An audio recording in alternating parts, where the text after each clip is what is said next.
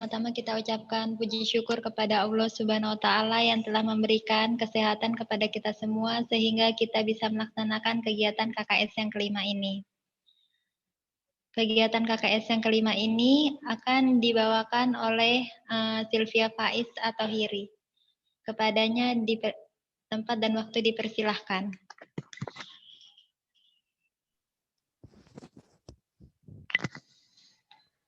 Kita tunggu materi dulu.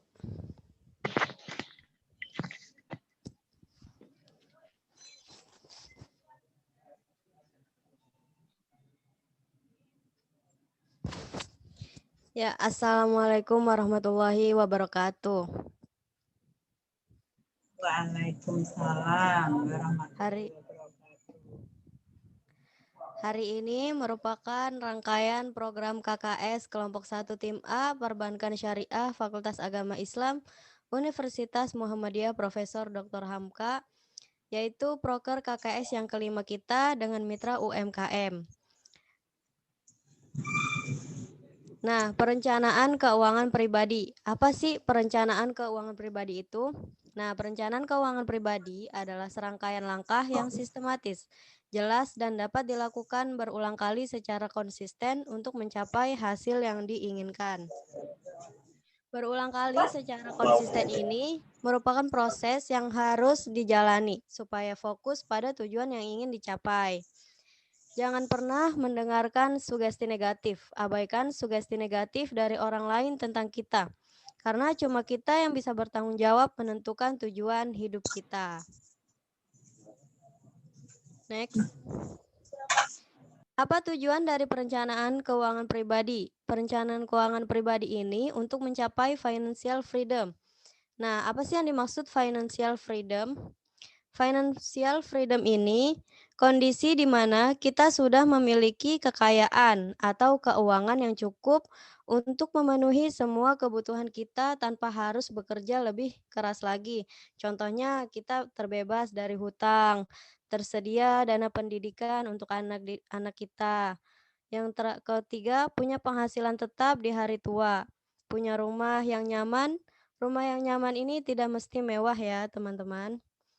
Terus dapat menikmati hari tua dan mempersiapkan warisan bagi yang dicintainya. Nah, cara mengelola keuangan pribadi untuk mencapai financial freedom itu ada 7 langkah. Yang pertama, memberi kepada Tuhan. Yang kedua, menyiapkan tabungan pribadi. Yang ketiga, membasmi semua hutang konsumtif. Yang keempat, membangun dana pengaman. Yang kelima, menyiapkan 3P. 3P ini papan, pensiun, dan pendidikan. Yang keenam, mengembangkan kekayaan. Dan yang ketujuh, meninggalkan warisan.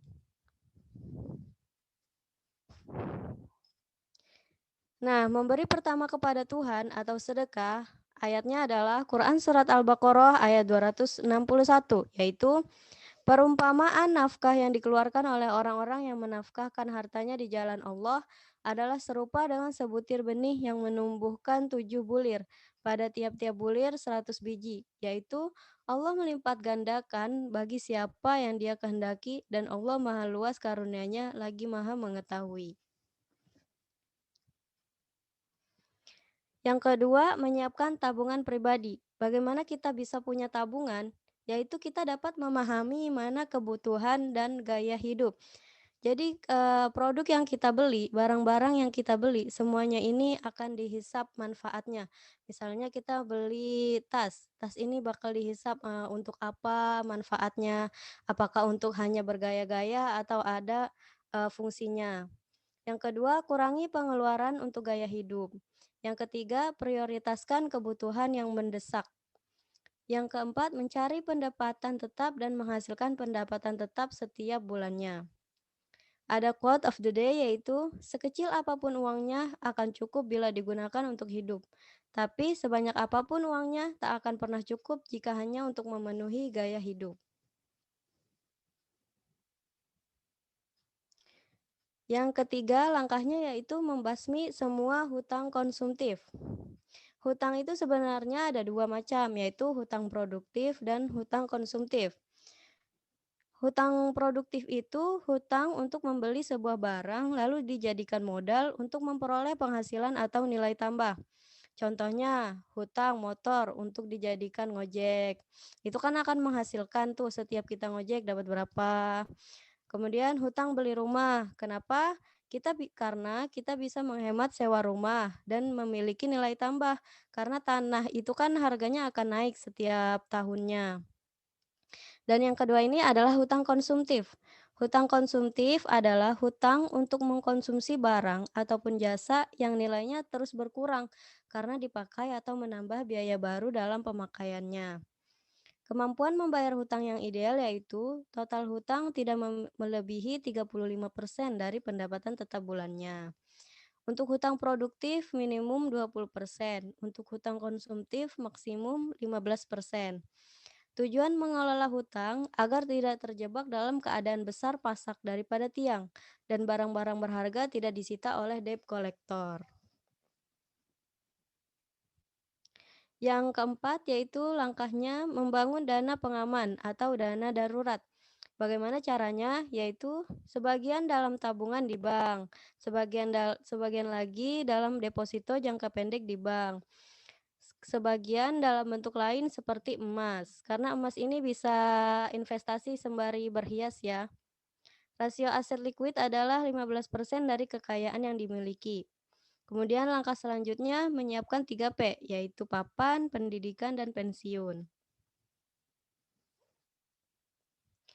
Langkah keenam yaitu mengembangkan kekayaan, yaitu istilah literaturnya adalah investasi. Investasi dengan rasio paling sedikit 10% dari penghasilan tetapnya sebelum keperluan rumah tangga. Investasi dapat berupa emas, berlian, saham dan reksadana, tanah kosong, rumah, dan sedekah. Sedekah ini yang akan menjadi amal jariah untuk kehidupan kita di akhirat. Yang ketujuh, meninggalkan warisan jika ada harta yang ingin diwakafkan atau diwariskan. Sekian dari saya, apabila ada yang ingin menambahkan silahkan. Antara Dewi atau Ambar. Ambar mungkin sudah cukup. Baik, kita kembalikan lagi kepada moderator. Sebelumnya, apakah ada yang ingin ditanyakan dari para mitra UMKM?